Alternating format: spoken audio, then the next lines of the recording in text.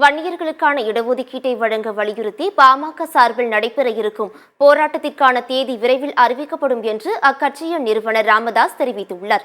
விழுப்புரம் மாவட்டம் திண்டிவனம் அருகே தைலாபுரத்தில் உள்ள தனது இல்லத்தில் பாமக நிறுவனர் ராமதாஸ் செய்தியாளர்களை சந்தித்தார். அப்போது பேசிய அவர், தமிழக அரசு காலம் தாழ்த்தாமல் சாதிவாரி கணக்கெடுப்பு நடத்த வேண்டும் என்று வலியுறுத்தினார். வன்னியர்களுக்கான இடஒதுக்கீட்டை வழங்க அரசு நடவடிக்கை எடுக்காததால் பாமக சார்பாக போராட்டம் நடத்தப்படும் எனவும் அதற்கான தேதி விரைவில் அறிவிக்கப்படும் என்றும் அவர் குறிப்பிட்டார். தொடர்ந்து பேசிய ராமதாஸ், மேகதாதுவில் அணை கட்டுவதற்கு எதிர்ப்பு தெரிவிக்காமல் தமிழக முதலமைச்சர் அமைதி காத்து வருவதாக குற்றம் சாட்டினார். 16 மாதங்கள் ஆகிவிட்டன. ஆனாலும் இன்னும் இடஒதுக்கீடு வழங்கப்படவில்லை.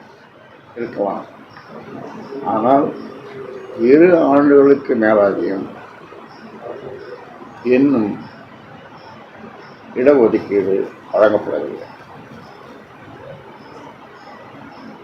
சமூக நீதி சார்ந்த விஷயங்களில் கடந்த காலங்களில் செய்த தவறுகளை திமுக அரசு திருத்திக் கொள்ள வேண்டும்.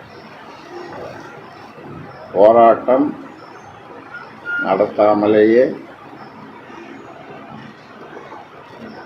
முதல்வர் மு.க. ஸ்டாலின் இடஒதுக்கீடு வழங்குவார் என்று நம்பினோம்.